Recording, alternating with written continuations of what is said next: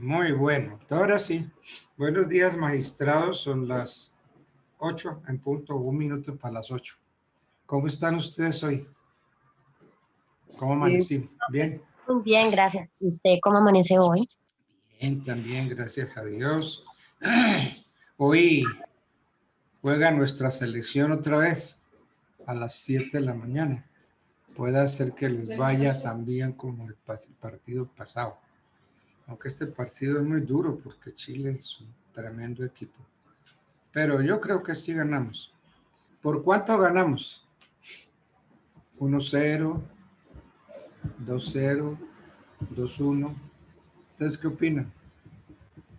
Ustedes que saben de eso. A ver qué dice Albert Rojas, que lo veo ahí. ¿Qué dice Gabriel Montenegro?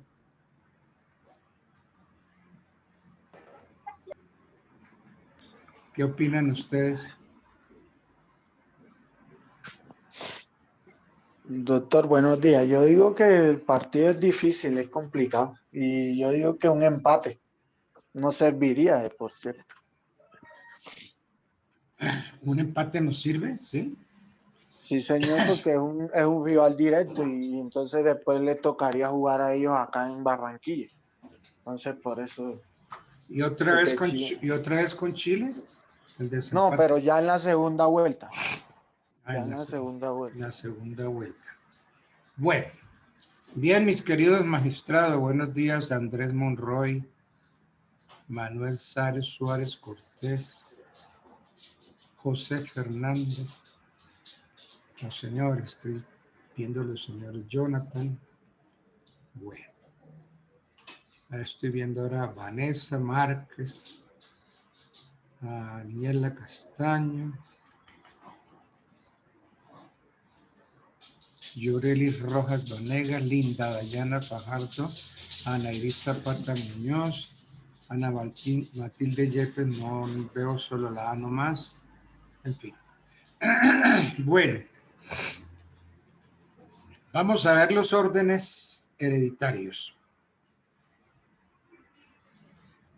El primer orden hereditario lo encontramos en el texto del artículo 1045 del Código.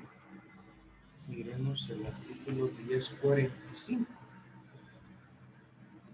El primer orden dice los hijos legítimos, adoptivos y extramatrimoniales excluyen a todos los otros herederos y recibirán entre ellos iguales cuotas sin perjuicio de la porción conyugal. Primer orden hereditario.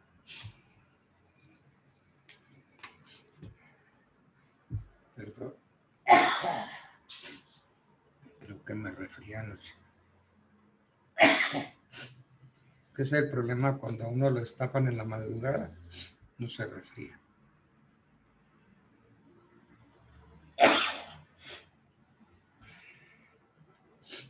Bien, el primer orden hereditario trata de los descendientes, el cónyuge, los compañeros permanentes y los compañeros de pareja homosexuales. Así tenemos que entenderlo. Porque es que el artículo 4 de la ley 29 del 82, sí está, vino a sustituir, según su texto, al 1045. Y ya lo leímos. El texto que leímos, o sea, el 1045, guarda armonía con el encabezamiento de la ley, cuya finalidad fue establecer una igualdad total en cuanto a derechos herenciales en la sucesión intestada entre todos los descendientes y adoptivos de un causante. ¿Qué podemos decir? Que la norma ha perjudicado en algunos casos a los hijos matrimoniales. ¿Por qué? Porque al aumentar la cuota herencial, de los extramatrimoniales y la de los adoptivos, se está restringiendo la de los legítimos y la del cónyuge. Los ascendientes también son desplazados a un segundo orden, a diferencia de la legislación anterior, que fueron desmejorados por la ley 29 del 82. El artículo primero de la ley 29 del 82 contempla una distribución de bienes para la eventualidad prevista en la ley. Pone en plano de igualdad a los hijos matrimoniales, sí, y a los extramatrimoniales. Estos son los definidos por el artículo primero de la ley 45 del 36, definidos en aquella época como naturales, porque es que se hablaba de los hijos legítimos y los hijos naturales, como si todos no fuéramos producto de la naturaleza. En síntesis, en cualquier sucesión intestada en la cual figuren hijos, las legítimas y eventualmente las mejoras se dividirán entre ellos en cuotas iguales, es decir, por cabezas. Bueno. Segundo orden hereditario. El inciso primero del artículo 5. Pero, profe, ¿puedo hacer una pregunta? Perdón la pregunta. Profe, dice su merced que las legítimas y la cuarta parte de disposición del causante es dividida en partes iguales a cada uno de ellos. Sí, porque es que la cuarta de mejoras desapareció. Ya no se habla de mejoras. Entonces, uno podía antes con la cuarta de mejoras mejorar a alguien. Pues desapareció y entonces queda la de libre disposición. Pero esa es solamente la cuarta parte del patrimonio del causante. O sea, esa Sí, cuarta parte es la que se divide en partes iguales en cada uno de los sí, que estén llamados a heredar. de acuerdo. Ah, ok, ya De entendí. acuerdo. Vale. Bueno, segundo orden. El inciso primero del artículo 5 de la ley 29 dice así. Si el difunto no deja posteridad, le sucederán sus ascendientes de grado más próximo, sus padres adoptantes y su cónyuge. La herencia se repartirá entre ellos por cabezas. No obstante, continúa el artículo, en la sucesión del hijo adoptivo en forma plena, los adoptantes excluyen a los ascendientes de sangre. En la del adoptivo en forma simple, los adoptantes y los padres de sangre recibirán igual cuota. Bueno, antes de que se me olvide, vamos a hacer nuestro primer examen el viernes que entra. Yo no voy a hacer sino 2 exámenes nada más. Yo tengo subido en la plataforma 2 documentos para que entonces ustedes se los lean, los estudien. Entonces el viernes yo hago las preguntas y ustedes me contestan por escrito. Después entonces sustentaremos el escrito y de ahí saldrá la primera nota, ¿de acuerdo? Entonces estamos que para el viernes hay examen, ¿correcto? Entendido, profe. ¿Está bien? ¿La copiaron todos? Sí, Sí, señor, entendido, correcto. profesores.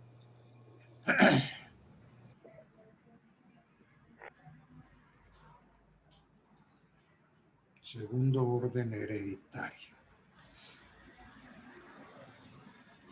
Ya lo leímos. Si el difunto no deja posteridad, le sucederán sus ascendientes de grado más próximos, sus padres adoptantes y su cónyuge, y la herencia se repartirá entre ellos por cabezas.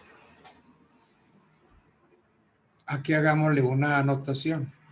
la sentencia C-238 de 22 de marzo de 2012, proferida por la Corte Constitucional, extendió este orden hereditario con derechos muy parecidos al que recibe el cónyuge, lo extendió al compañero o compañera permanente de distinto sexo o del mismo sexo que formó pareja con el causante y al cual sobrevive.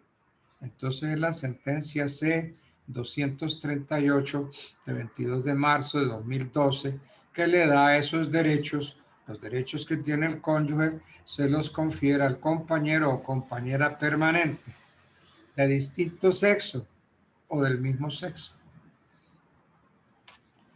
No obstante, en la sucesión del hijo adoptivo, los adoptantes excluyen a los padres de sangre.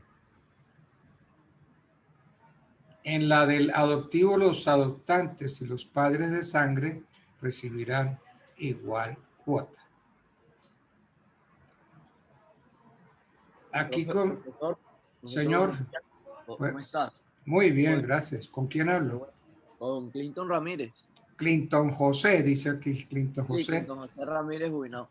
Sí, Eso. profe, ¿podría repetir lo que dijiste? Es que me perdí. En la sucesión de hijos adoptivos, es que se me cortó ahí la señal un poquito. Sí, en la sucesión del hijo adoptivo, los adoptantes excluyen a los padres de sangre. Esa fue una decisión de la Corte.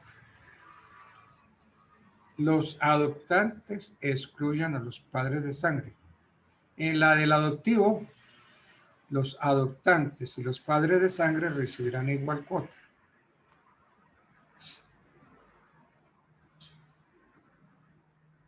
Bueno. La ley 29 del 82 extendió los derechos herenciales a todos los ascendientes sin distinguir si son legítimos o ilegítimos, lo cual pues no parece equitativo en aquellos casos en los cuales el hijo fallecido hubiera logrado su condición de tal en un juicio frente al padre y excepcionalmente la madre que pretende derechos herenciales en la sucesión del hijo. Dice, le suceden sus padres, su cónyuge. Entonces, el cónyuge sobreviviente, el compañero permanente de distinto sexo y posteriormente fue considerado el del mismo sexo, en este segundo orden hereditario va a ser llamado a la sucesión con el carácter de heredero. ¿Sí? La herencia se repartirá por ellos entre cabezas.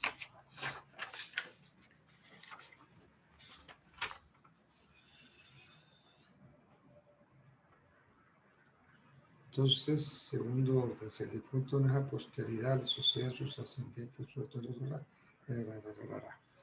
entonces en este segundo orden, ¿cuál es la situación del cónyuge o compañero de distinto o de igual sexo? ¿Cuál es entonces la situación de este cónyuge o compañero de distinto o de igual sexo?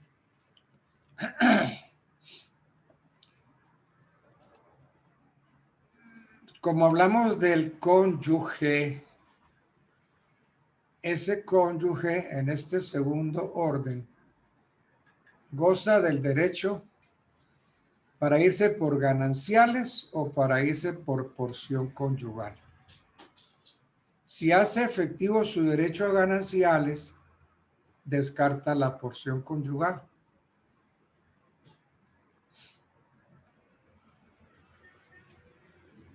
Ahora, miremos el inciso segundo del artículo 5 de la ley 29.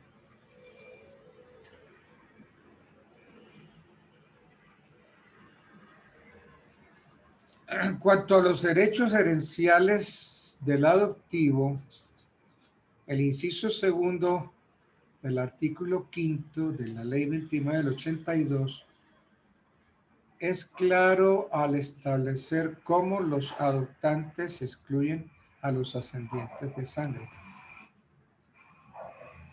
Entonces van a recibir con los padres y van a recibir por cuotas iguales, recibirán igual cuota. Bueno. Tercer orden hereditario. Ley 29 del 82, artículo 6. Modificó ese 1047. Si el difunto no deja descendientes ni ascendientes, ni hijos adoptivos, ni padres adoptantes, le sucederán sus hermanos y su cónyuge. La herencia se divide la mitad para este y la otra mitad para aquellos por partes iguales.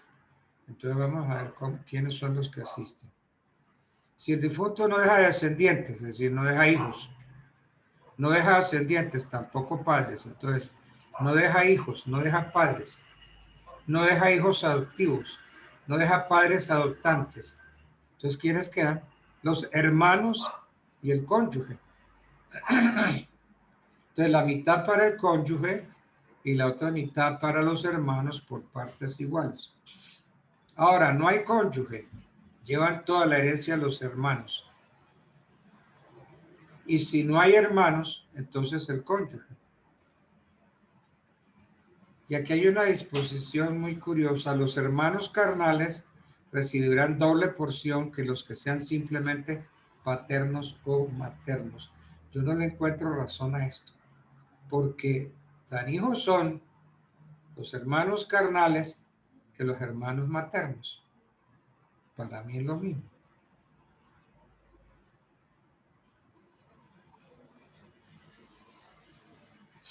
Yo tengo acá un código comentado y dice este código comentado es de Álvaro Otafur González y es quien lo comenta. La presente disposición, o sea, el artículo 1047 o artículo 6 de la ley 29 del 82, hace referencia a la sucesión por causa de muerte entre hermanos. Dice muy claro, no deben confundirse los hermanos carnales, es decir, los que son hijos del mismo padre y la misma madre con los hermanos legítimos. Tampoco deben equipararse los hermanos paternos, que son aquellos hermanos solo por parte del padre, y los maternos o uterinos, hijos de la misma madre, pero distinto padre, con los hermanos extramatrimoniales. Son conceptos diferentes. Una cosa es ser hermano carnal o paterno o materno y otra completamente distinta, ser hermano legítimo o extramatrimonial. En nada contraría el principio de igualdad, ha dicho la Corte Constitucional en la sentencia que declaró exequible este artículo, el hecho que el inciso tercero establezca que en la sucesión intestada los hermanos carnales reciban el doble de porción que los hermanos que simplemente sean paternos o maternos. Se trata de una norma ajustada a la lógica y a la justicia. Basta el siguiente razonamiento. El extraño, el que no es hermano, nada hereda. El hermano paterno o materno, ordinariamente llamado medio, hereda la mitad de la herencia del hermano carnal. Y este hereda el total de la herencia porque no es hermano medio, sino hermano completo. No debe olvidarse que se trata de la herencia entre hermanos. En otras palabras, situaciones en que alguien hereda a quien es su hermano. Corte Constitucional, sentencia C-105 del 10 de marzo de 1994.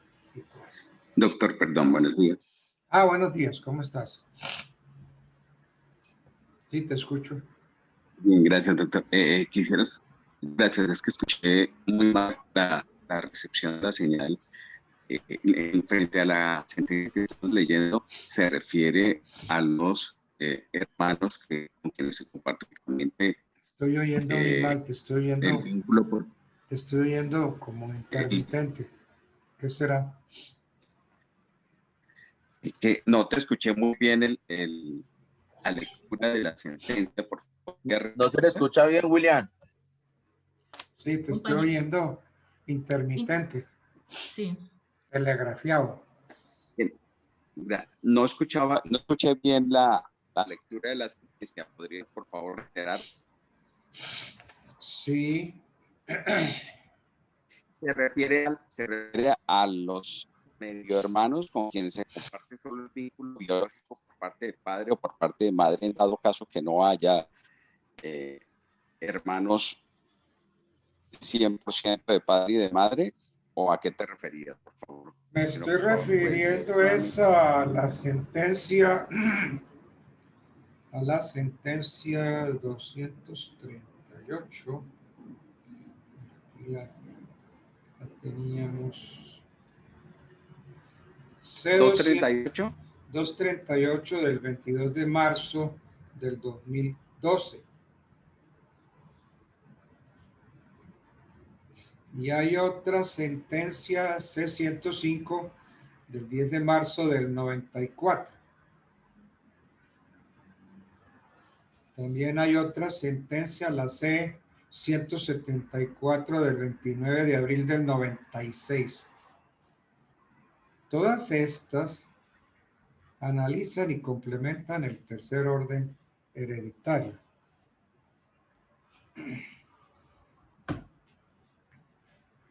Déjame ver si yo puedo hacerles como un resumen de ese tercer orden hereditario.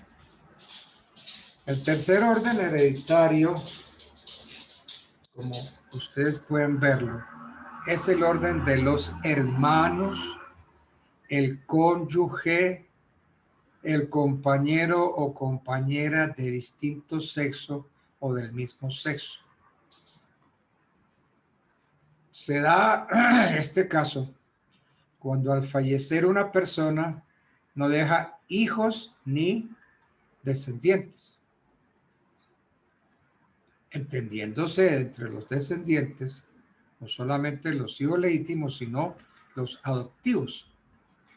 Tampoco deja ascendientes ni padres adoptantes. Porque aquí lo dice, si el difunto no deja descendientes, ni ascendientes, ni hijos adoptivos, ni padres adoptantes, entonces le sucederán sus hermanos y su cónyuge.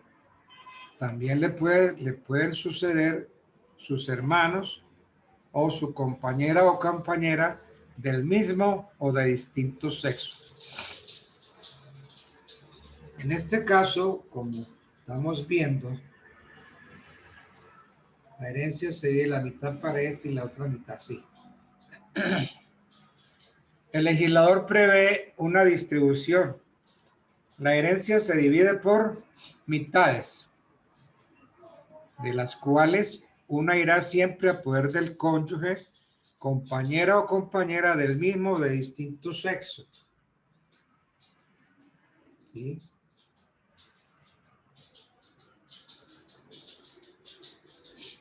Y la otra para los hermanos por cabezas. Si no existe cónyuge o compañero o compañera de el causante, recibirá toda la herencia a los hermanos. Y a falta de los hermanos,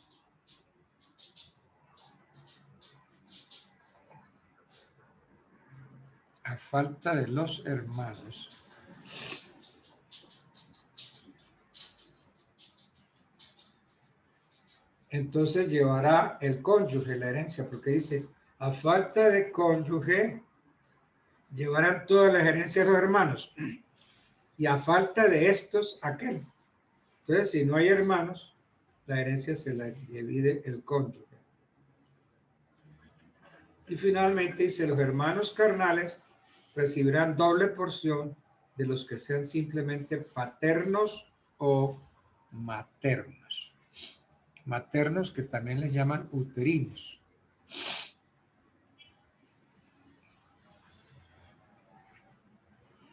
Aquí conviene hacer como unas observaciones. El derecho herencial de los hermanos en sucesión intestada solo se hace exigible en el caso de ausencia total de descendientes y ascendientes. Vale decir que mientras no existan, los hermanos carecen de vocación hereditaria. Los hermanos van a ser uno y otro para que ellos parten igual. A falta de cónyuge llevarán toda la herencia de los hermanos. Y a falta de estos, el cónyuge. La disposición, o sea, el 1047, o sea, el artículo 6 de la ley 29 del 82, no distingue entre hermanos legítimos y extramatrimoniales. ¿Por qué? Porque todos gozan por igual de los derechos herenciales del hermano fallecido. Ahora, el artículo muy clarito lo dice: los hermanos carnales recibirán doble porción. Entonces, es bueno resaltar que por disposición de la norma, los hermanos carnales recibirán doble porción que los simplemente paternos o maternos. Entonces, no hay nada que hacer, es un capricho del legislador. Los hermanos carnales recibirán. Bueno. Profesor, buenos Señor. días. Eso se refiere, por ejemplo, acuérdate que nosotros hablamos de los hermanos carnales, paternos y maternos. Los carnales son misma mamá y mismo papá, ¿correcto? Sí, señor. Entonces estos tienen relación a los que simplemente son paternos y maternos. ¿Sí? Exactamente. Gracias. Sé que cae clarito si lo dice, ¿no? Los hermanos carnales recibirán doble porción de los que sean simplemente paternos o maternos. No hay nada que hacer. Si tú lo dijiste muy bien, los hermanos carnales derivan su parentesco tanto por parte del padre como parte de la madre. Si lo son por parte del padre únicamente, se llaman hermanos paternos. Y si lo son solo por parte de la madre, se llaman hermanos maternos o uterinos. Cuarto orden. Artículo 8, ley 29 del 82. A falta de descendientes, ascendientes, hijos adoptivos, padres adoptantes, hermanos y cónyuges, suceden al difunto los hijos de sus hermanos. Aquí hay que subsumir dos órdenes en uno solo, el cuarto y el quinto orden hereditario. El cuarto orden va de a falta de descendientes hasta hermanos. Miren, a falta, leo el 1051, a falta de descendientes, ascendientes, hijos adoptivos, padres adoptantes, hermanos y cónyuges, suceden al difunto los hijos de sus hermanos. Ese sería el cuarto orden hereditario. Y viene un quinto orden hereditario. A falta de estos, o sea, cuando no hay nadie, el Instituto Colombiano de Bienestar Familiar. Entonces, aquí hay que hacer claridad que el código en el 1051 subsume en uno solo el cuarto y quinto orden. El quinto y último orden siempre será el Estado, el Instituto Colombiano de Bienestar Familiar.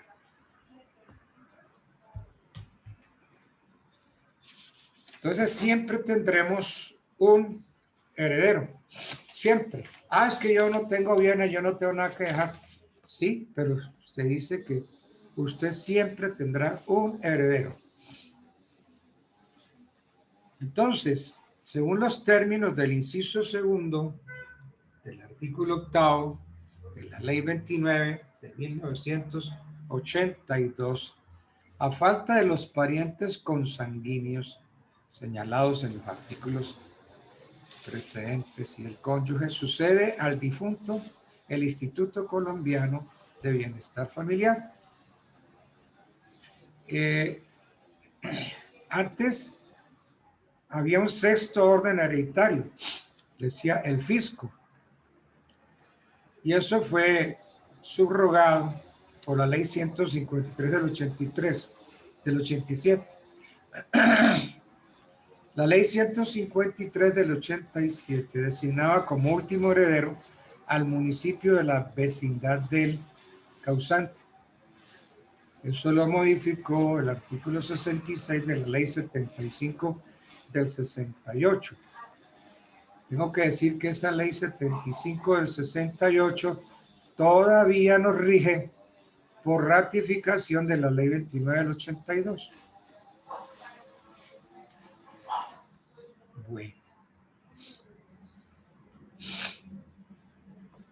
Bueno, y se acabaron los órdenes hereditarios.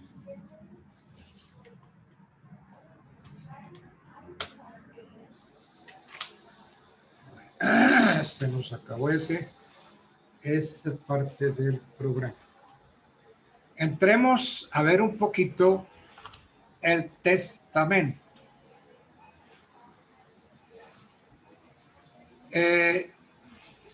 Ha sido muy discutido en la doctrina y en la jurisprudencia la causa jurídica que soporta o que sustenta al testamento.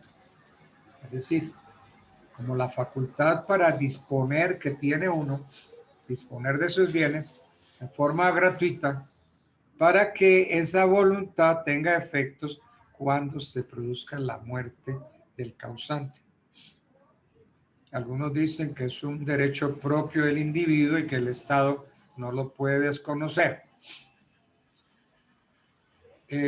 Otros dicen que es la manifestación del derecho de propiedad que faculta al propietario para disponer de sus bienes tal como quiera.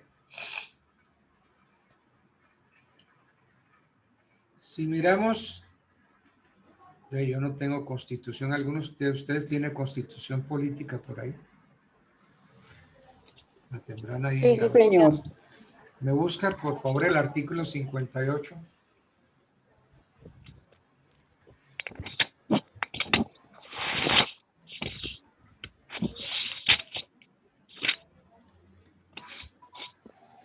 ¿Le puedo leer, doctor? Por favor. Artículo Sí. 58. Expropiación por motivo de utilidad pública o interés social. Modificado por el Acto Legislativo 01 de 1999, artículo 1. Se garantizan la propiedad privada y demás derechos adquiridos con arreglo a las leyes civiles, los cuales no pueden ser desconocidos ni vulnerados por leyes posteriores. Cuando de la aplicación de la ley expedida por motivo de utilidad pública o interés social resultaren conflictos los derechos de los particulares con la necesidad por ella reconocida, el interés privado deberá ceder al interés público o social. La propiedad es una función social. Oiga, párenle bola a esa expresión del artículo. Que la propiedad es... Sí, léelo. Una función social. No dice que implica... No dice que cumpla, sino que es. ¿Qué es la propiedad? ¿Sí ven? Es una función social que implica obligaciones. Para ahí. Entonces yo hago la pregunta. ¿Y entonces qué es la propiedad? ¿La propiedad será un derecho? ¿El derecho de dominio? Sí.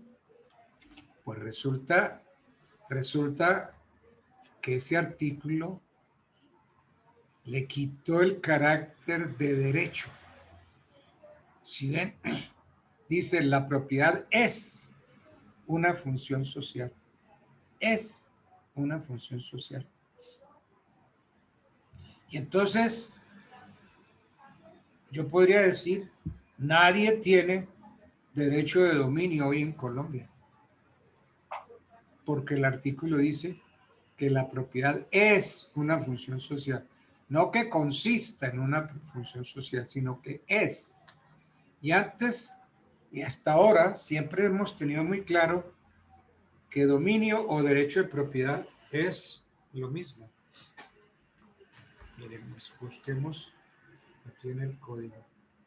Eso a mí me llama mucho la atención, esa redacción. A ver.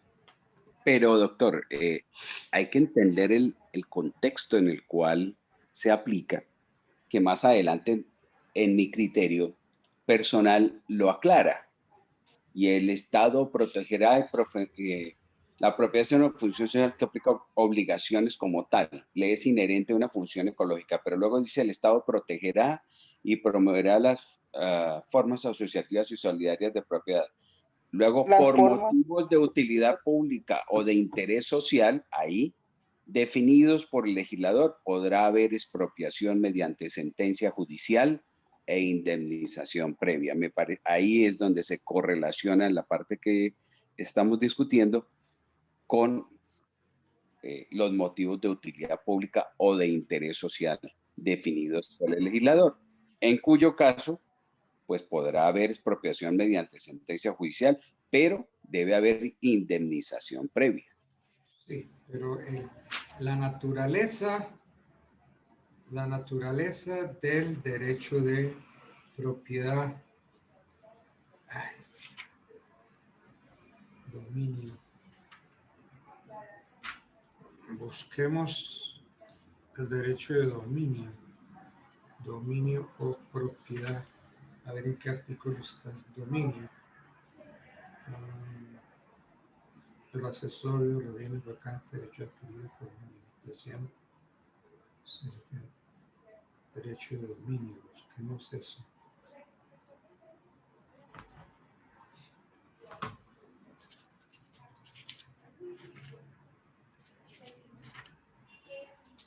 ¿Me ayudan ustedes a buscar derecho de dominio o propiedad?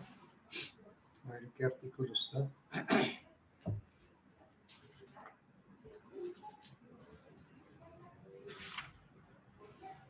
Profe, 669 del Código Civil.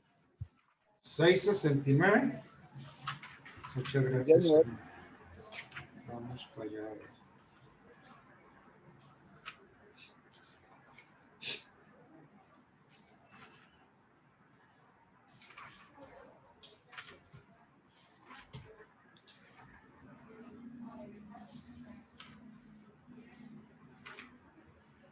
Muchas gracias, sí, señor. 669. El dominio, que se llama también propiedad, es ustedes, dominio o propiedad, que es lo mismo. Es el derecho real en una cosa corporal para gozar y disponer de ella, entre paréntesis, arbitrariamente, no siendo contra ley o contra derecho ajeno. La propiedad separada del goce de la cosa se llama mera o nula propiedad. Entonces, el dominio es un derecho real que se tiene sobre una cosa. Pero la Constitución, y preferimos la Constitución al Código Civil, nos dice que la propiedad es una función social. Entonces yo sobre el apartamento 405 o el 301 o el 303, yo no tengo derecho de dominio, yo no tengo propiedad. Yo lo que tengo es una función social. ¿Sí ven lo grave de este artículo de la Constitución? Que desapareció el derecho de dominio o propiedad. Entonces ahora sí te escucho, porque para mí la Constitución acabó con el concepto del 669 de que el dominio es el derecho real en una cosa corporal para gozar de ella. El código decía arbitrariamente, eso fue declarado inexequible, para gozar de ella no siendo contra la ley o contra derecho ajeno. Entonces, ahora sí, oigo. ¿Quieres repetir? Sí, tendría desde luego en el contexto del derecho de familia que estamos hablando, o en el contexto que estamos debatiendo, pues evidentemente se perdería frente a la posibilidad que tiene el Estado, como en su quinto lugar de posible, de reclamador o de reclamante, perdón, Sí. de un causante de su herencia, pues ahí lo vemos aplicado, sin lugar a dudas, ¿no? Sí. A través del Instituto Colombiano de Bienestar Familiar. Es que el problema que yo le veo a esto que estamos analizando es que el artículo 58 de la Constitución que leyeron o que estaban tratando de leer y yo interrumpí. El artículo 58 de la Constitución garantiza la propiedad privada y los derechos adquiridos con las leyes civiles. Entonces, si la propiedad no es derecho, entonces, ¿qué me está garantizando la Constitución política? Porque la Constitución me garantiza la propiedad privada y los demás derechos adquiridos con justo título. Entonces, si el testamento es una manera de ejercer el derecho de dominio para que se cumplan sus disposiciones después de la muerte del testador, yo en el testamento dejo el dominio, el derecho de dominio sobre ciertos bienes a mis herederos. Pero si se presume la condición de derecho, entonces estamos ante una reforma no solo de la Constitución, sino del Código. Y esas son funciones propias de la autoridad legislativa que tendría que reunirse para que nos aclaren el asunto.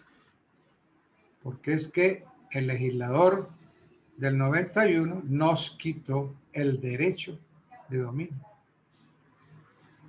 Yo no sé, O habría que estudiar si por vía jurisprudencial la Corte ha aclarado sobre este particular, doctor, de manera pues, específica en el contexto que nos ocupa en materia de testamentaria, porque realmente se vulnera totalmente la autonomía, la voluntad expresada en el testamento de cada persona. la libertad de testar Sí, totalmente, sí, señor. nos la quita. Y eso crea de alguna manera, objetivamente hablando, también una inseguridad jurídica patrimonial, Claro, claro, en mi forma de verlo. claro que sí. Y es que hay una cosa, hombre, del testamento, esto no es de ahora, esto viene desde la ley de las 12 tablas, que era un acto civil privativo del ciudadano romano, y luego se extendió a todos los ciudadanos del imperio como la expresión de la última voluntad por medio del cual yo no solamente hago, es decir, transfiero mis bienes, sino que hago donaciones y puedo, en la época de las 12 tablas, manumitir esclavos. Yo en un testamento puedo reconocer un hijo, designación de tutores, etcétera, etcétera. Pero entonces, el testamento encuadra dentro de la libertad de testar. La voluntad es testar, que es un derecho. Es que esto sí a mí me mata esa anotación de que la propiedad es una función social.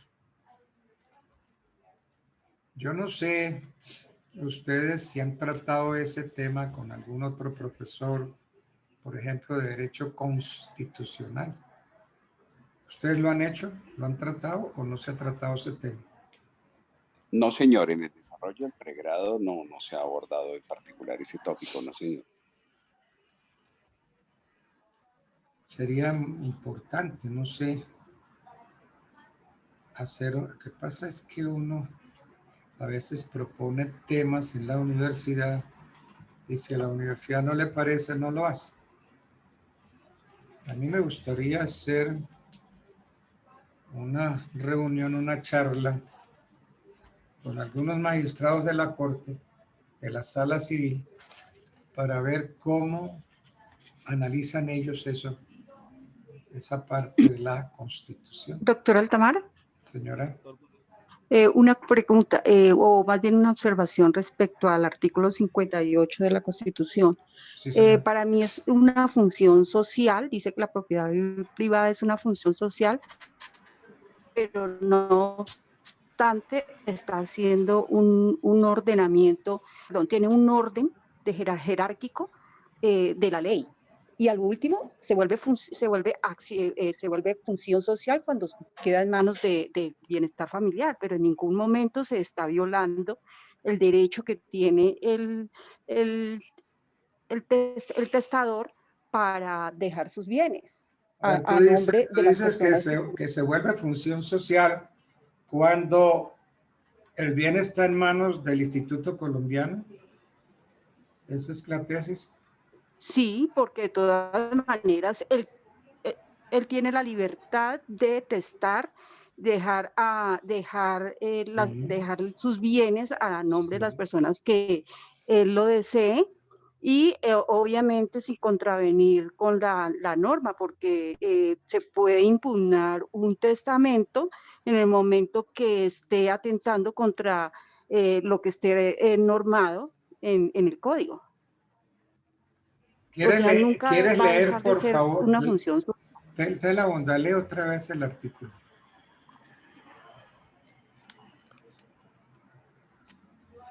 El artículo 58 dice, acto legislativo 01 de 1909, artículo 1, el artículo 58 de la Constitución Política quedará así. Se garantizan la propiedad privada y los demás derechos adquiridos con arreglo a las leyes civiles, los cuales no pueden ser desconocidos. Vamos por parte.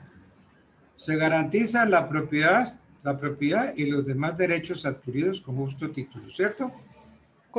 Con arreglo a las leyes civiles. Con arreglo a las leyes civiles. De acuerdo. Ahí que lo que hasta ahí me está diciendo la propiedad definida en el 684 está garantizada y protegida por la Constitución. ¿Estamos? Sí, señor. Bueno, ahora sigue a ver. Los cuales no pueden ser desconocidos ni vulnerados por leyes posteriores. Eso.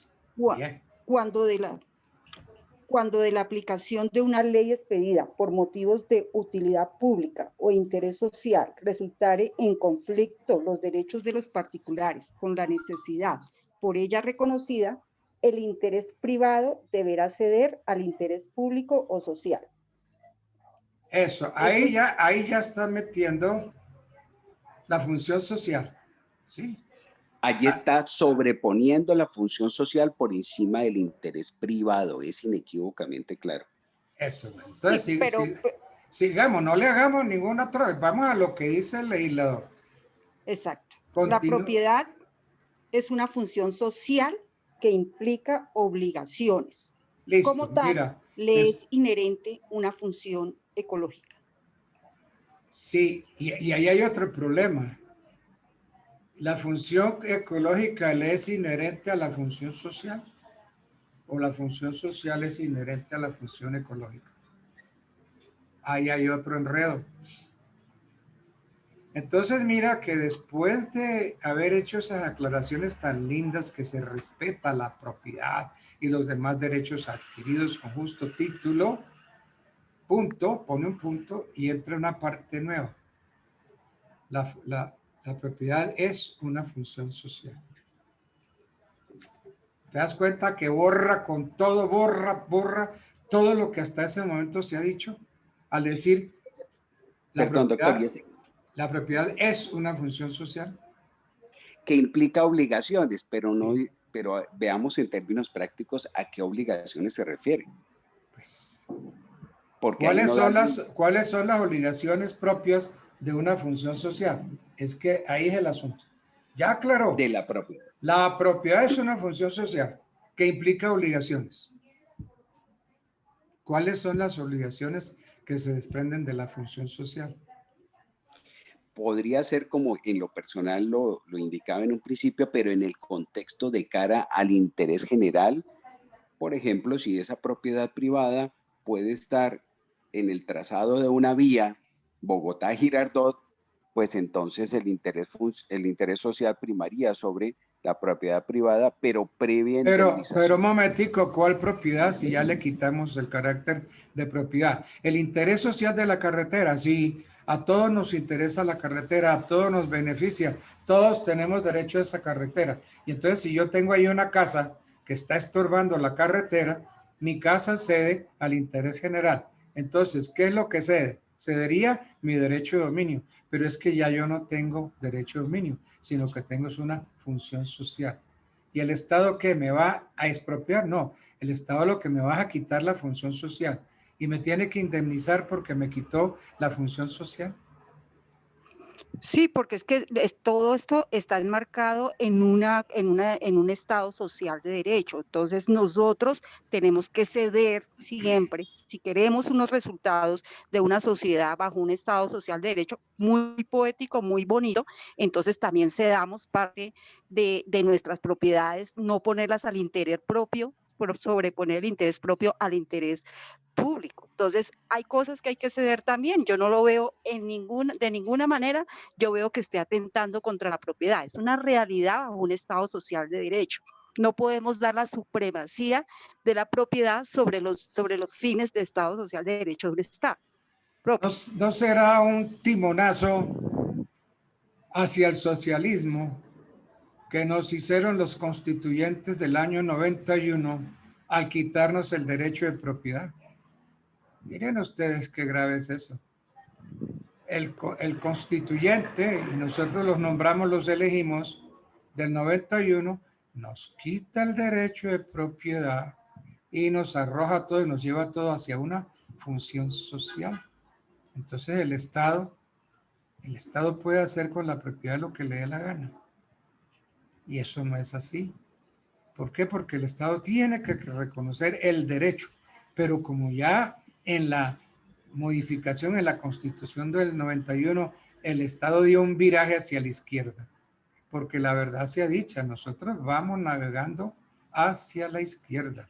Y estamos viendo cortes, estamos viendo magistrados, sobre todo Corte Constitucional, Corte Suprema, dando un viraje hacia la izquierda. A mí esto me tiene aterrado. De modo que yo no sé qué va a pasar cuando desaparezca la única voz que sí habla en defensa de nuestros intereses y que caigamos en manos del petrismo, por ejemplo. ¿Para qué estudiamos derecho? Apague y vámonos. No sé. Es que el tema es tan interesante, pero no hay que descontextualizarlo, porque evidentemente desde el punto de vista de la función social de cara a proyectos de desarrollo, donde hasta la función ecológica, la carretera, etcétera, de interés social, es, digamos, entendible, y además la misma Constitución indica que se va a pagar, que se va a indemnizar. Pero no nos salgamos del contexto eminentemente de la autonomía, de la voluntad, de lo que hablamos del testamento. Allí es donde debemos de analizar hasta dónde la función social nos está deslegitimando nuestra autonomía de la voluntad a partir de esa parte inicial del contexto del artículo 58, que ahí sí comparto la apreciación del docente, en que entraría a violar nuestra independencia y autonomía de la voluntad manifestada a través del testamento. Muy bien, perfecto, estás analizando muy bien. Entonces, hablando del testamento, ahí hay una facultad de disposición. Esto está clarito. Nosotros, todas las personas, podemos disponer de nuestros bienes, bien a título gratuito o a título oneroso. ¿Estamos de acuerdo? Y entonces el título es gratuito cuando no se tiene por objeto la utilidad, sino la simple liberalidad. Y es oneroso cuando se persigue la utilidad o el beneficio económico. Miremos qué dice el 1499, 1497 del Código Civil. Miremos ese artículo, por favor. 1497.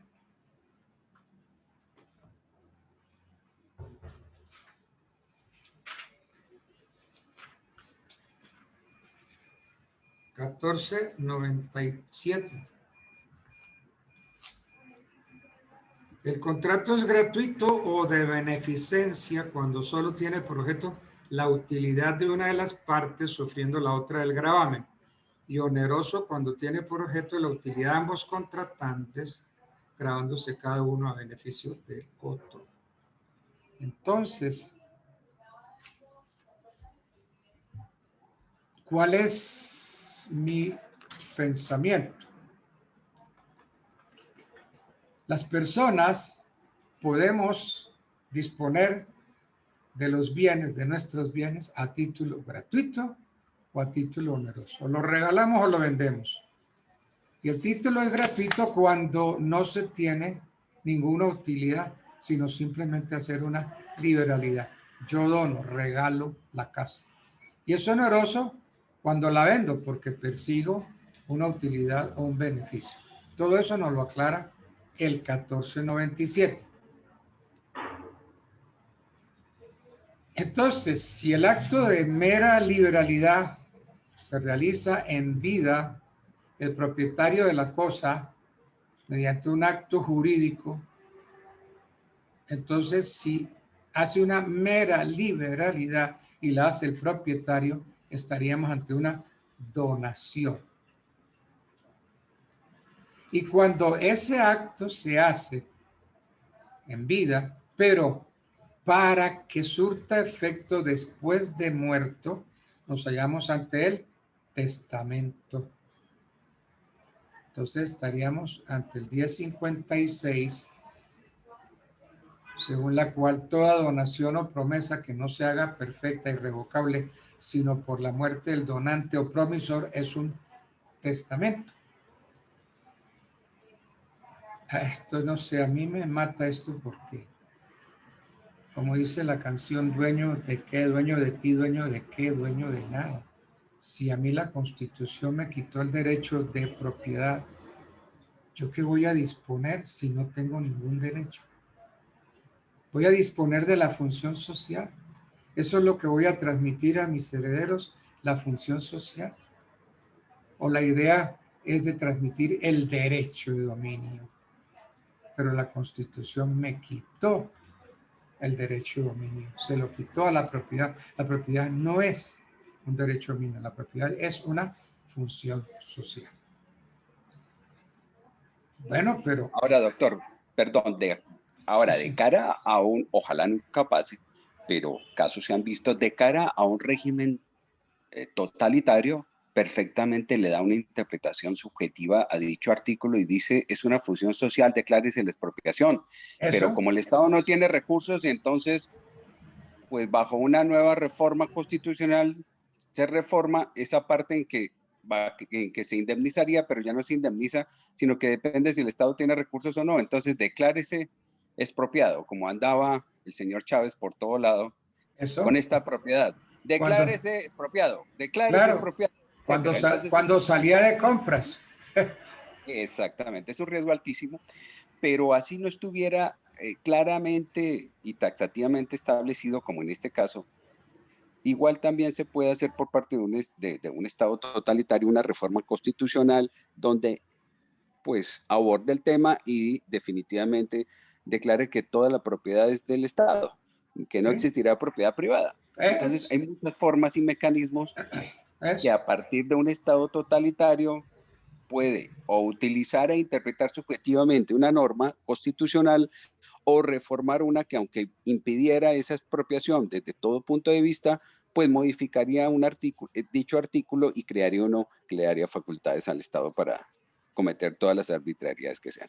Entonces, el Estamos de origen acuerdo. de fondo es tener cuidado sencillamente con aquellos dictadorzuelos que nacen a partir de la democracia y se vuelven en estados o totalitarios de régimen violatorio a todos los principios y derechos.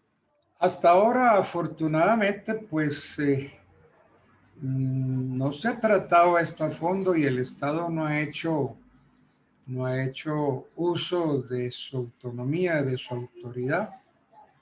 Entonces, dentro del principio de la autonomía de la voluntad, la ley nos faculta a todos nosotros, a todas las personas hábiles y capaces para disponer, nos faculta para disponer de todo o una parte de nuestros bienes para que tenga efecto después de nuestra muerte, tal como está el 1055.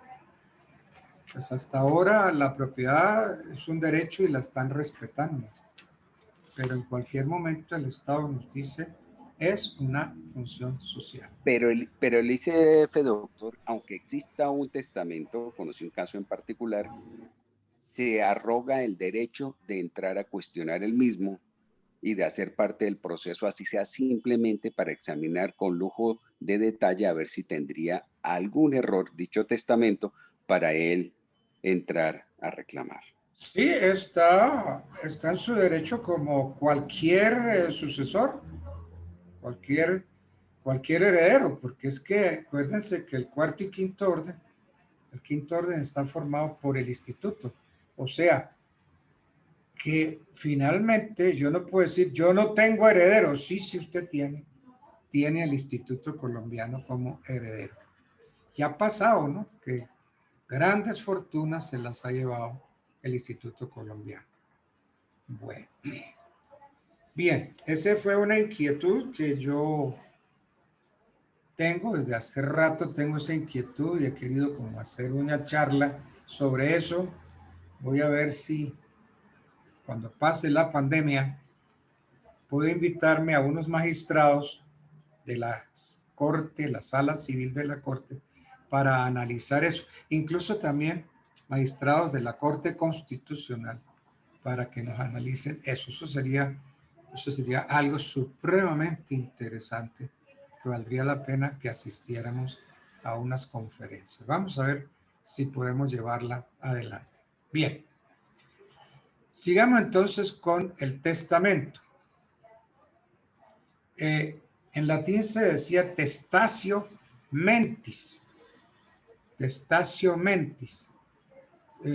Testamento de la voluntad.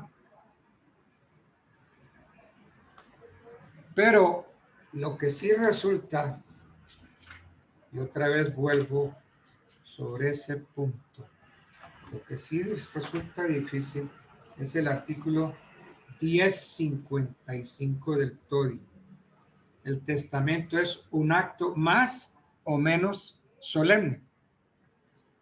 O es un acto es o no es solemne. Yo no sé si ustedes estén de acuerdo conmigo. Entonces, el testamento, según el 1055, es un acto más o menos solemne en que una persona dispone del todo o de una parte de sus bienes para que tenga pleno efecto después de sus días, conservando la facultad de revocar las disposiciones contenidas en él mientras viva. Eso dice el 1055. Para el caso de la sucesión testamentaria, el causante lo vamos a llamar testador y el causaviente lo vamos a tratar de heredero o legatario. Analicemos el testamento. Del título del artículo 1055 vamos a desprender unas características. ¿Qué es el testamento? Lo primero es que es un acto jurídico. ¿Por qué? Porque contiene una manifestación expresa de la voluntad del testador, una manifestación producida o dirigida a producir efectos jurídicos cuando se presente la muerte del testador. Se van a repartir los bienes de conformidad con el testamento, aunque ya podemos decir que no es propiamente de conformidad con el testamento, porque hay unas personas que están obligadas y yo no las puedo sacar, tengo que incluirlas en mi testamento. ¿Es un acto unilateral? Sí, porque es que basta la voluntad del testador conforme a la ley. Pues resultaría pues superfluo decir que la voluntad del testador debe ceñirse a los requisitos de forma y de fondo y de forma previstos por la ley para hacer el testamento. El testamento, dijimos, es un acto unilateral, es el testamento, es el acto de una sola persona. Conforme al 1059, el testamento es un acto de una sola persona. Dice, serán nulas todas las disposiciones contenidas en el testamento otorgado por dos o más personas a un tiempo, ya sea en beneficio recíproco de los otorgantes o de una tercera persona. De esta manera, el legislador descarta la posibilidad de otorgar lo que se llama testamentos mancomunados, es decir, testamentos otorgados por dos o más personas simultáneamente. Descarta también la posibilidad de esos testamentos recíprocos. Yo te favorezco y tú me favoreces. Se prohíben también los llamados testamentos de hermandad o testamentos conjuntos. ¿Cuáles son esos? Aquellos en que dos personas simultáneamente convienen en beneficiar el uno al otro o a una tercera persona con la totalidad o parte de sus bienes. El testamento es indelegable, es decir, es personal. Debe otorgarse directa y personalmente por el causante o testador. Entonces, no puede haber intermediario, porque el 1060 dice que la facultad de testar es indelegable. Bueno, vamos a lo que me preocupa. Un acto más o menos solemne.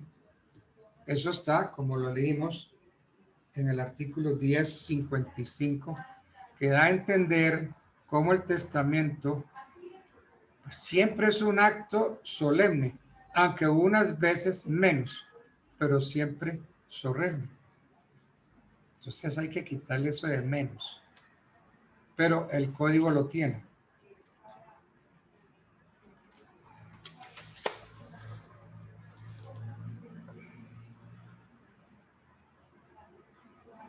El artículo 1064 ya nos aclara un poquito el asunto.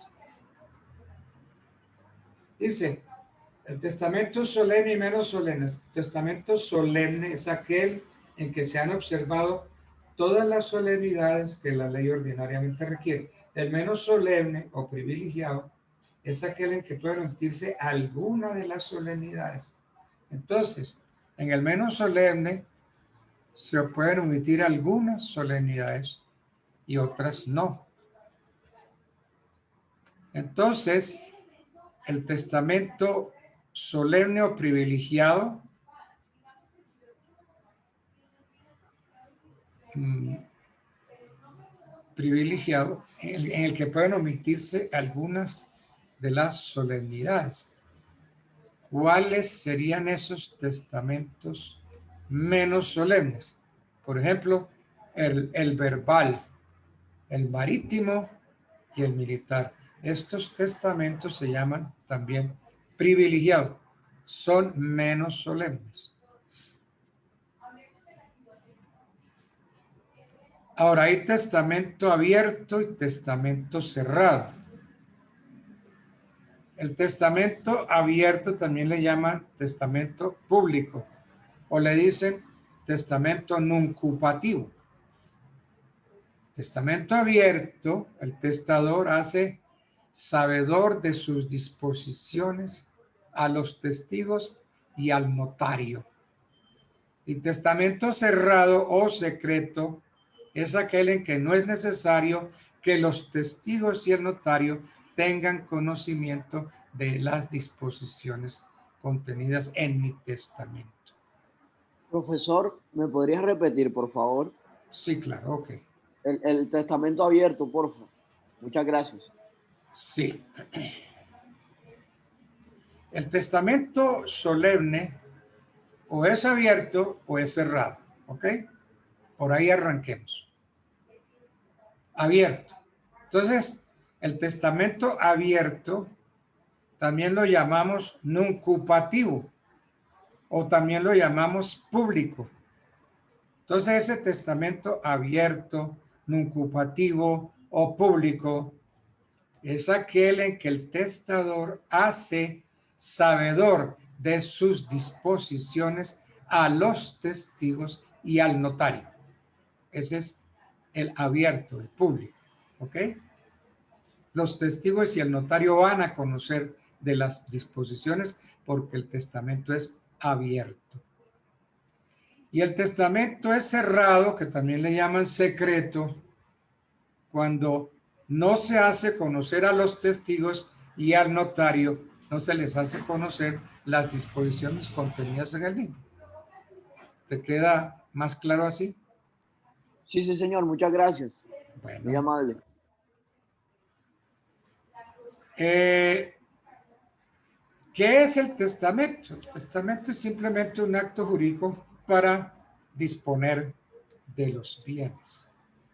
Pero no es un acto exclusivo de disposición de bienes. Ojo con eso.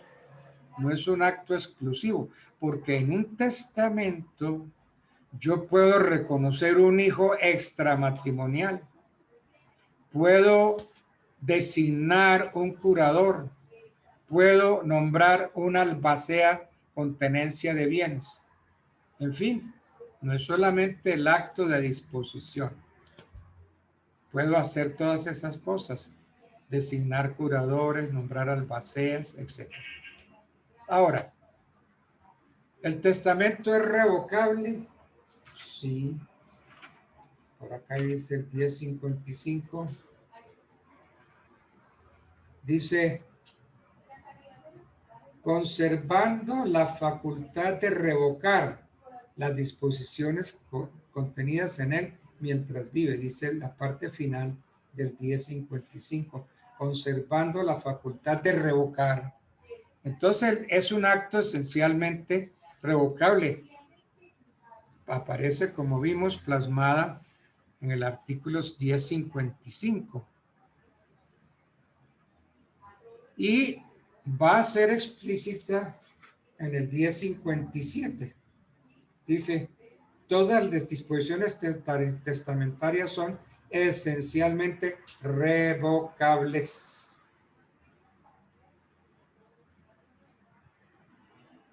No obstante, dice, sin embargo, de que el testador exprese en el testamento la determinación de no revocarlas. Entonces, no hay nada que hacer. Todas las disposiciones del testamento son esencialmente revocables. No importa que el testador haya expresado en el testamento su determinación de no revocarlas.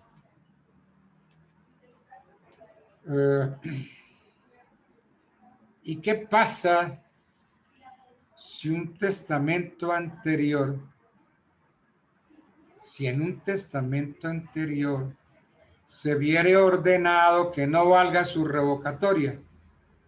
Entonces eso se va a mirar como disposición no escrita. Si en un testamento anterior se hubiera ordenado que no valga su revocación, se mirará esta disposición como no escrita. Por ejemplo, si en un testamento yo reconocí unos hijos extramatrimoniales y vengo los revoco, ¿valdrá la revocación de ese reconocimiento? No, el reconocimiento queda intacto. Estos son uno de los casos en que la ley no concede efectos a la revocatoria. Mire, eso está en el artículo 75 de la ley 68, en el primer artículo. Si alguien tiene la ley 75 del 68, miremos el artículo primero, numeral tercero, y ahí está los casos de excepción en los cuales la ley no le concede efectos a la revocatoria del testamento, como es el caso del reconocimiento de un hijo extramatrimonial. Bueno.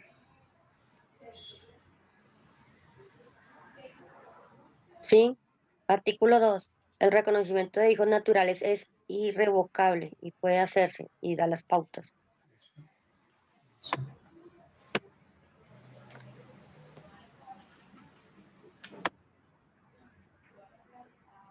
A ver si estoy entendiendo, profe, qué pena. Entonces, se dice que el testamento puede ser revocable porque así lo dispone el 1055 del Código Civil. Sí. Y si se llega a dar esa revocación bajo ese manifiesto, las disposiciones escritas en ese testamento se entenderán por no escritas, valga la redundancia. Pero si en ese testamento llegó a hacer un reconocimiento de un hijo extramatrimonial, esa es una de las excepciones y esa no se da por entendida que sea revocable. No, claro, esa queda intacta, no se puede revocar. Listo. A pesar de que el 1057 dice, todas las disposiciones testamentarias son esencialmente revocables. Entonces, no. Si los efectos del testamento surgen después de la muerte del causante, esto resulta de la misma naturaleza del testamento. El testamento debe producir efectos después de fallecido el de cuyos. Pero como estábamos viendo, hay casos de excepción en los que el simple otorgamiento del acto crea situaciones jurídicas con sus efectos correspondientes, como cuando reconocemos a un hijo. Entonces, ese reconocimiento, así se revoca el testamento. Ese reconocimiento sigue produciendo efectos jurídicos.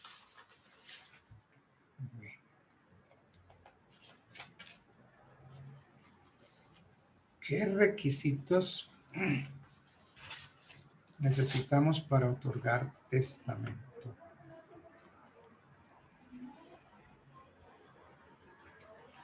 El testamento, pues, es un acto jurídico de naturaleza solemne. Es una manifestación de mi voluntad para producir efectos después de mi muerte. Sin embargo, necesita de ciertos requisitos. Entonces, es expresión de mi voluntad, pero es un acto solemne que conduce a exigencias legales. Por un lado, si es declaración de voluntad, me pregunto cuáles son los requisitos esenciales de validez de todo acto o contrato. Eso los encontramos en el 1502 del Código Civil. ¿Cuáles son? Capacidad, consentimiento, objeto lícito y causa lícita. Eso dice el 1502. Esos son los requisitos propios. Ahora, en cuanto a su aspecto formal, responde a la naturaleza del acto solemne. Entonces, hay unas solemnidades específicas fijadas por el legislador. Entonces, hay requisitos de fondo y requisitos de forma.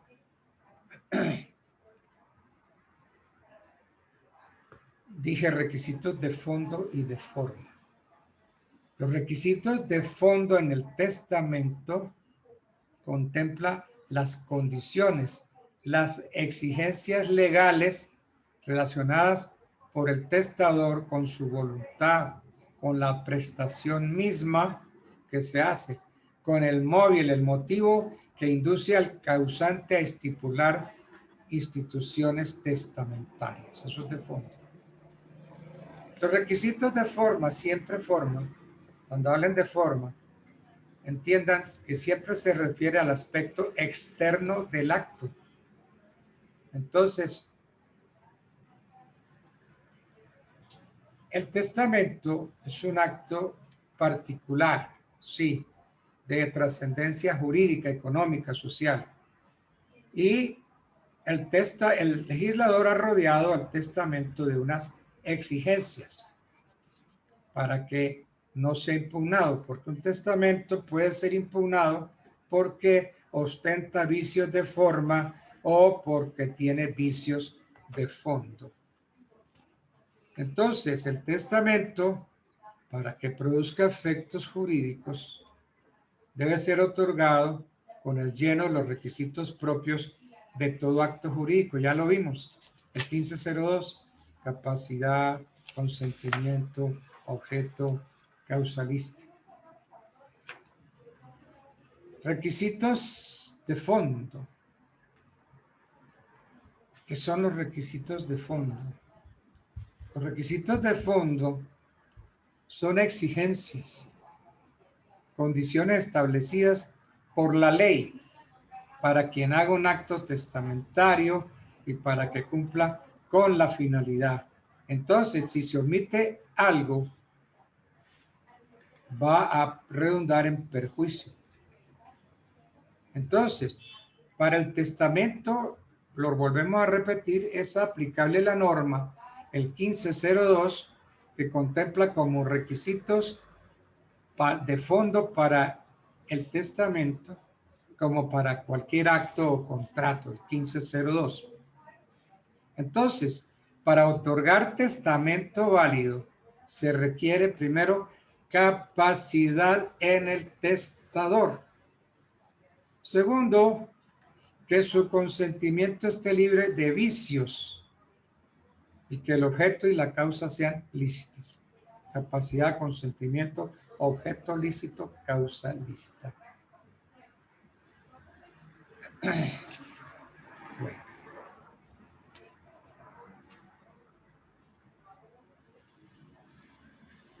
En cuanto a que el testamento sea un acto del testador, ahí no hay nada que hacer. Ahí hay una presunción. Se presume auténtico el testamento otorgado por el testador. Autenticidad. Otra cosa es si faltan algunos otros requisitos de fondo. Por ejemplo, capacidad. Si el que testó no tenía capacidad, no se niega, nadie duda que el testador fue fulano, pero tenía capacidad para testar. Sí, hay una presunción sobre la capacidad y sobre el estado sano mental del testador. Y además hay una presunción de veracidad que pues habría que destruirlo con otras pruebas. Entonces, cuando el notario declara que el testador se halla en pleno juicio, en pleno uso de sus facultades mentales, esa aseveración rige y prima sobre todo lo demás mientras no sea desvirtuado. Entonces, la capacidad para hacer testamento es la que trata el 1502 y el 1503. Entonces, diría yo que la capacidad para otorgar testamento está arreglada en forma diversa, hablando de la capacidad negocial en general, pero solamente que produce efectos post-mortem, porque repito, el testamento es un negocio post-mortem. Ahora, el 1061 del código. El 1061 del código. El 1061 del código. Nos dice, son hábiles para testar. Hábiles. O sea, lo contrario serían las inhabilidades. Entonces, no son hábiles para testar el impúber, el que se hallare bajo interdicción por causa de demencia, el que actualmente no estuviera en su sano juicio por ebriedad u otra causa, todo el que de palabra o por escrito no pudiera expresar su voluntad claramente. Las personas no comprendidas en esta enumeración son hábiles para testar. En otras palabras, el artículo 1061 es un artículo taxativo. Fuera de esas 5 inhabilidades, no podemos meter ninguna otra. Dice, las personas no comprendidas en esta enumeración son hábiles. O sea, ¿quiénes son inhábiles? Inhábiles para testar son las 4 personas que enumera el 1061. Los impúberes, los que se hallan en interdicción por causa de demencia, los que actualmente no estuvieran en su sano juicio. Por ejemplo, los borrachos, los que estén ebrios. Y todo aquel que no puede darse a expresar por escrito. Todos los que de palabra o por escrito no pudieran expresar su voluntad. El caso de los impúberes, que es el numeral primero del 1061. El numeral primero del artículo 1061 contempla en primer lugar como inhábil los impúberes. ¿Quiénes son hoy los impúberes? Los niños y niñas, o sea, los que son menores de 14 años, no son capaces para testar. Porque el Código de la Infancia y Adolescencia dice que los niños son niños o niñas adolescentes. No hay más. Quítenle todas las demás variedades. Niños o niñas. ¿Y quiénes son los niños o niñas? Los menores de 14 años. De 14 a 18 se hablaba de menores adultos. Eso desapareció también. Entonces, los menores de 14 años no son capaces para testar.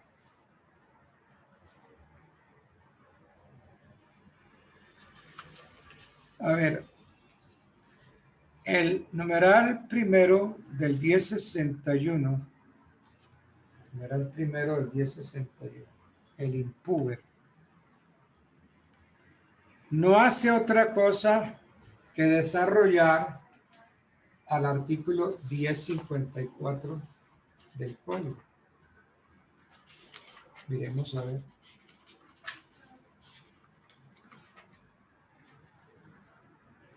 En la sucesión hábitos, en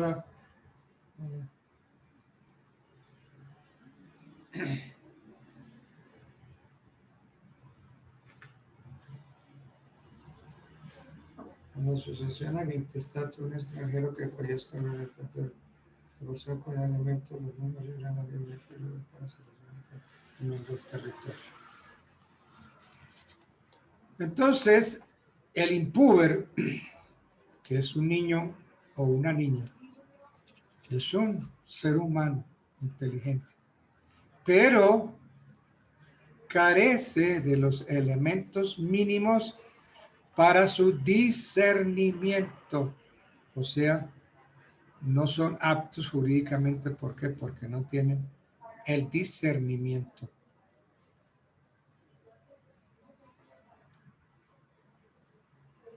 Bueno.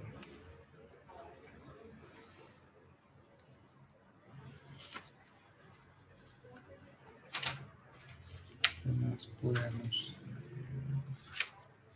Hay algunos que están en interdicción por causa de discapacidad. Esos también. Quienes no están en sano juicio por ebrios. Es que en el momento de otorgar el testamento, si el otorgante está o ha estado en una anormalidad mental pasajera que es producida por el traguito, claro, se va a recuperar en corto plazo, pero vicia el consentimiento, vicia la voluntad. También es el caso de una persona que bajo la influencia de sustancias alucinógenas o estupefacientes otorga testamento.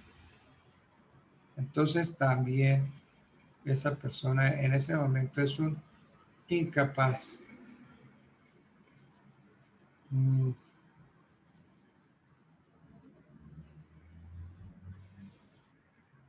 Doctor, pero es que yo hice el testamento estando ebrio, pero ya hoy ya no estoy ebrio. Sí, otorgado el testamento, ¿desaparece la perturbación del sano juicio? No. Ese testamento permanece viciado y habría, a mi juicio, que otorgar un nuevo testamento. Oiga, pero es que eso es inútil, pendejo, porque es que yo voy a repetir lo que dije en el testamento anterior. Sí, pero respetemos. En el testamento anterior usted estaba borracho. Hoy ya no lo está. Muy bien. Hoy usted puede decir lo mismo que dijo cuando estaba borracho. Pero el asunto es que lo otorgó estando borracho. Ya hoy lo otorgó no estando borracho, con plena capacidad.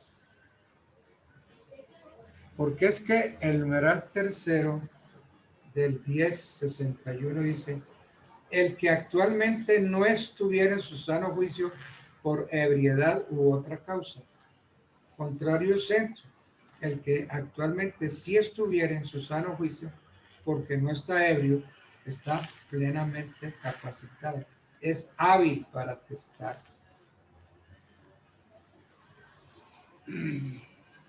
Entonces,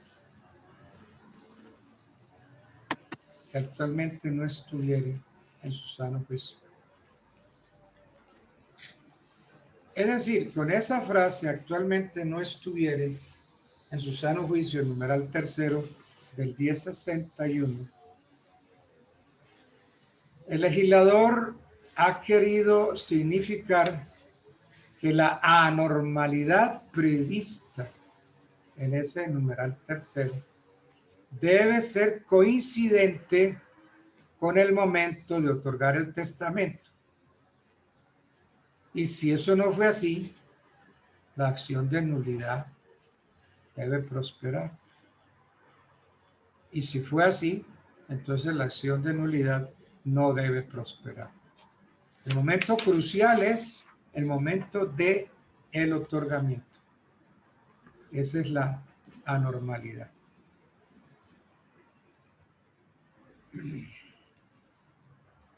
También sabemos que el sordomudo es un incapaz, no, el sordomudo que no puede darse a entender por escrito. Entonces, quien no puede comunicarse con el mundo exterior como es el sordomudo, que carece de medios, pues no tiene capacidad para otorgar testamento. Doctor, Cuando Sí. hablamos de esa incapacidad o de esa interdicción, tenemos que aclarar que esa debe de ser declarada Sí, por judicial. sentencia por Sí, un juez de judicial. familia, ¿no? De No es que acuerdo. yo voy a decir que Julano es interdicto y ya. No. Imagínense, con eso así, tumbamos todas las sucesiones testamentarias. No, no, no, no, no. La interdicción tiene que ser declarada. Ahora, hay interdicciones pasajeras, ¿no?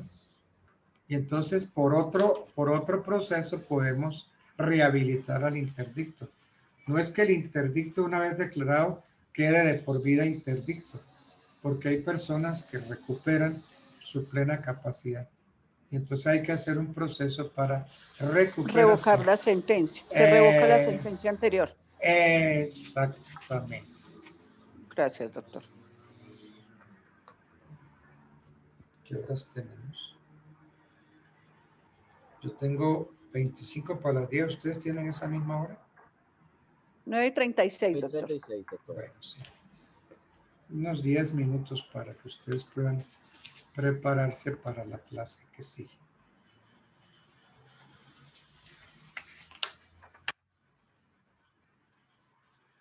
La capacidad o incapacidad,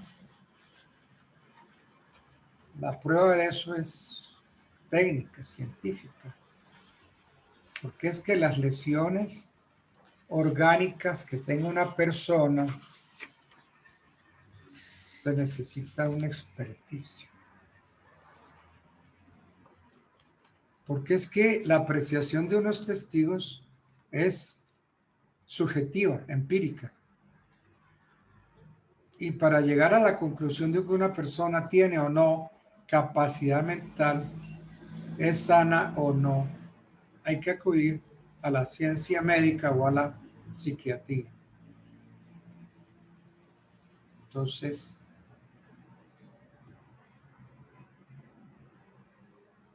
esa parte de los testigos se puede atacar. Entonces, la incapacidad de una persona también es incapacidad para testar.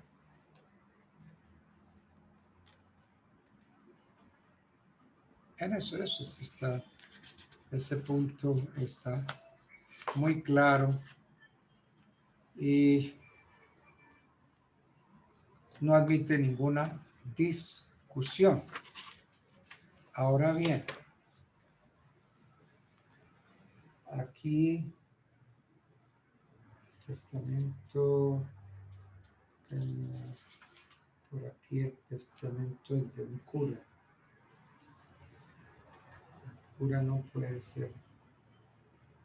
Yo por ahí lo leí en días pasados.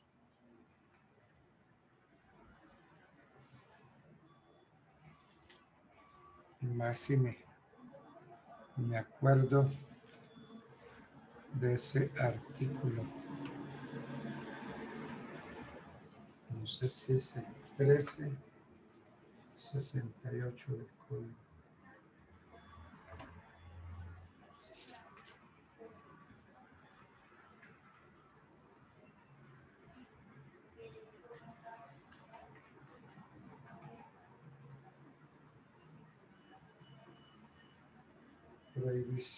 Prohibiciones, grabación.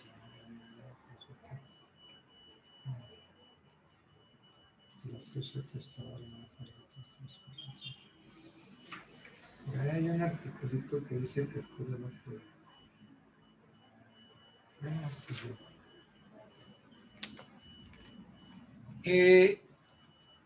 Yo me acuerdo que es la ley 153 del 87.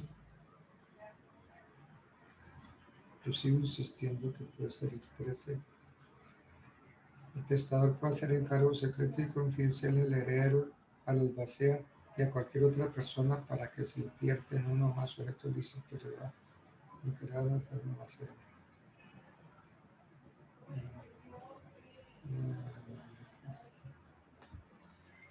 Si yo decía que la ley 153 del 87 Para que un eclesiástico no pueda recibir herencia o legado, ni aun como albacea fiduciario, se requiere que haya confesado al testador en la enfermedad en que murió y que en la misma se haya otorgado el testamento. Entonces, ¿qué pasa si se otorgó antes? Pues si se otorgó antes, el confesor podría ser asignatario porque no pudo influir en las disposiciones del testamento. Repito, ¿cuál es la incapacidad? De acuerdo con la ley 153 del 87, por ahí, artículo 184, algo así. Para que un eclesiástico no pueda recibir herencia, ni como albacea, se requiere que haya confesado al testador en la última enfermedad, en la enfermedad en la cual murió, y que en esa enfermedad se haya otorgado el testamento. Luego, si se otorgó antes, el confesor puede ser asignatario, puesto que no pudo influir en las disposiciones del testamento. Entonces, desde que el sacerdote sea incapaz, lo es también su orden, su convento, su cofradía, sus parientes consanguíneos, es decir, sus padres, abuelos, hermanos, tíos, cuñados. Entonces, los hermanos, los abuelos, los tíos, los cuñados de un cura que confesó al causante están también en incapacidad. Última enfermedad. Bueno. Eso pues, eso es de interpretación. Hay uno de los juristas que interpretó el Código Civil chileno, fue un gran jurista argentino, Vélez Sarsfield. Así lleva un equipo su nombre, el equipo, el Vélez Sarsfield. Creo que sí, ¿no? Ustedes que saben de fútbol me dirán si hay algún equipo argentino que se llame el Vélez Sarsfield. Sí, sí, claro que sí, campeón de Libertadores con Bianchi. Es histórico argentino. Exacto. Entonces, Vélez Sarsfield fue quizás el mejor jurista que tuvo Argentina, y es un jurista que se encargó de estudiar artículo por artículo y estudió también el Código Civil francés, como lo pudo estudiar Andrés Bello en Chile y como lo estudió hasta su muerte el más grande de los juristas, que se llama Luis Claro Solar, y como lo estudió entre nosotros el más grande de los juristas colombianos, Álvaro Pérez Vives. Entonces, consejo a los que les guste el derecho civil, si quieren ser buenos civilistas, estudien Álvaro Pérez Vives en obligaciones y contratos y estudien a Luis Claro Solar en Chile. Y quedan, vea, como papá Dios. Quedan hechos un lulo. Nadie puede rajarlos. Por Dios, es que el que se meta los libros de Luis Claro Solar en la cabeza es un genio. Es que Luis Claro Solar es muy extenso, demasiado largo, pero estúdianlo, porque es el hombre que más derecho civil sabe. Y fuera de él, yo recomendaría en obligaciones y contratos a Álvaro Pérez Vives. También, después de Álvaro Pérez Vives, para mí sigue Valencia C. Pero en orden, primero Álvaro Pérez Vives. Entonces decimos que es nulo el testamento otorgado si no hay libertad para testar. ¿Cuáles son los vicios del consentimiento? ¿Cuáles son? El error, la fuerza y dolo. Error, fuerza y dolo. Métanle allí una modalidad del error que es producto producto de la escuela, a ver, no diría yo, no escuela católica, sino producto de otra escuela existente en Roma, que creó la tesis de que el error común hace derecho. Error communis facit jus. Error communis facit jus. Déjame ver si yo tengo eso aquí.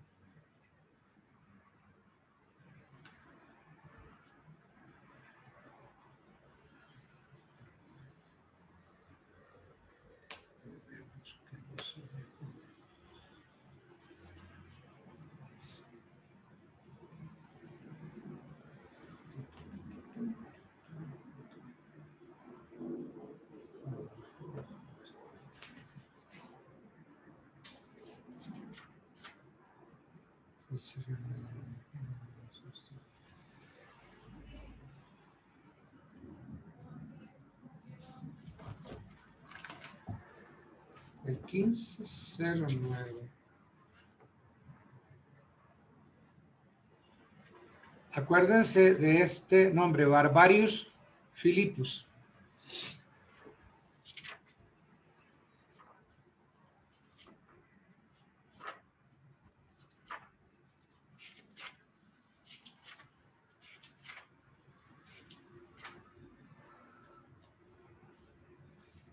El error sobre un punto de derecho no vicia el consentimiento. Entonces, existe una tesis desde la época de los romanos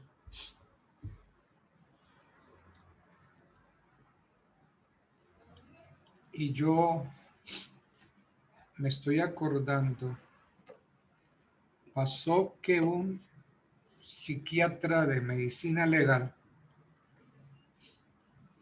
lo encontraron que no era psiquiatra, que no podía ser psiquiatra.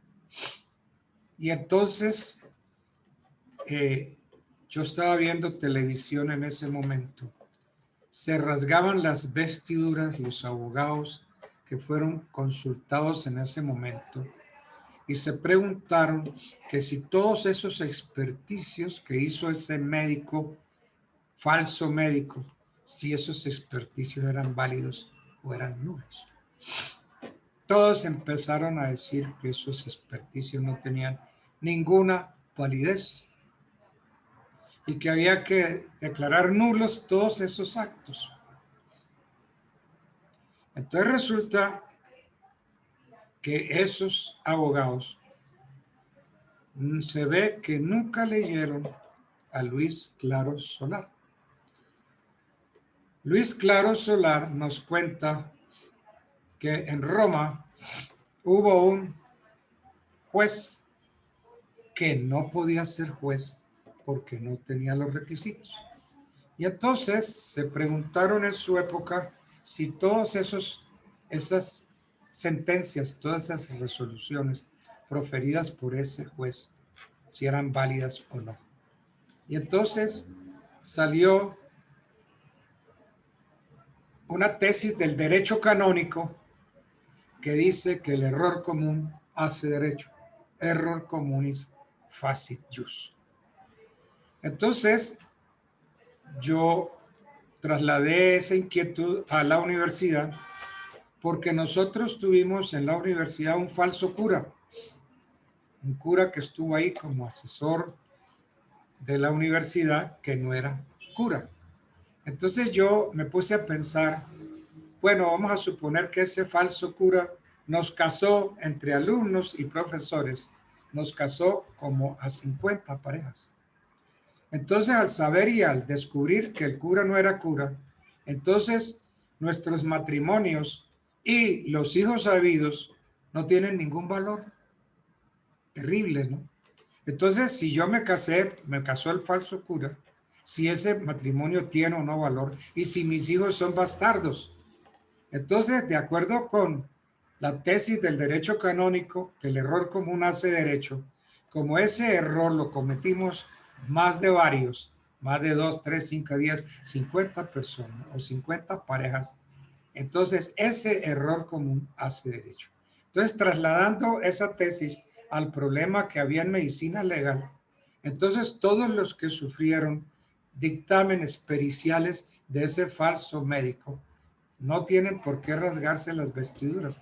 Todo lo que resolvió ese falso médico tiene valor. Con base en la tesis del error común, hace derecho. Se trataba del caso de Barbarius Philippus, un funcionario, alguien que fue nombrado juez sin llenar los requisitos. Y entonces de allí salió la ley Barbarius Philippus, que estableció el derecho canónico, que estableció de que el error común hace derecho. Eso nos lo dijo el doctor Altamar, sí, con base en las explicaciones de Luis Claro Solar. No me las invento yo, sino que eso está en Luis Claro Solar. Si quieren saber derecho de error, pues estudien Luis Claro Solar, estudienlo a morir y estudien también a Álvaro Pérez Vives. Bueno, faltan 10 para las 10. Vamos a dar por terminada esta clase para que ustedes se preparen para la hora siguiente y que gane Colombia. Bueno, chao, chao. Me place ver. Doctor Edgar, qué pena. Señor.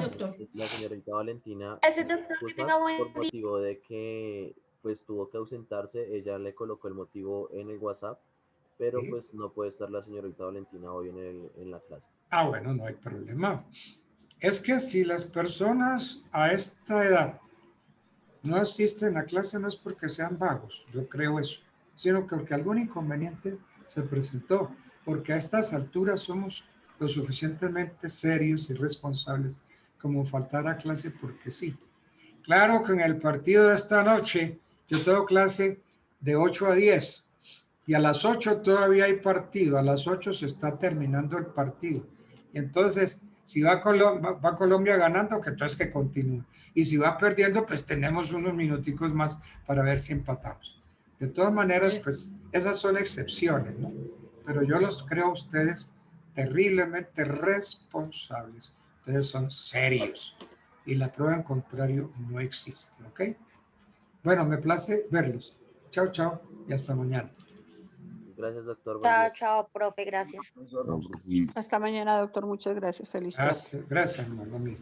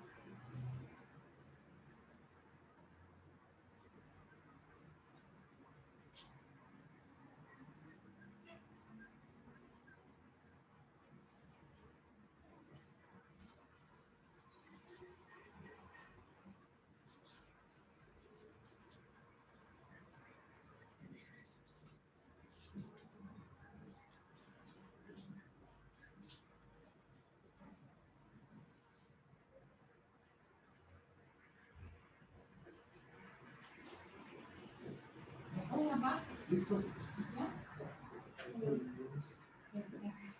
Hoy hubo clase y la de esta noche, quién sabe.